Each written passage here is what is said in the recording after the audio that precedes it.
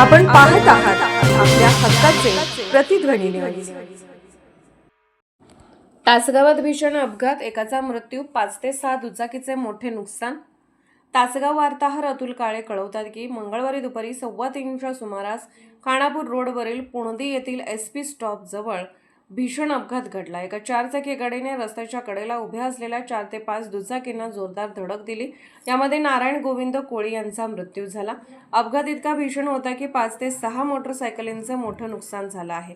जखमी नारायण कोळी यांना तातडीने हॉस्पिटलमध्ये दाखल करण्यात आलं, मात्र उपचारादरम्यान त्यांचा मृत्यू झाला. घटनेची माहिती मिळताच तासगाव पोलिसांनी घटनास्थळी धाव घेतली असून 4चाकी गाडी चालक सयाजी मारुती पाटील यांच्याविरुद्ध तासगाव पोलिसांनी गुन्हा दाखल केला आहे. या अपघातामुळे परिसरात हळहळ व्यक्त होत आहे.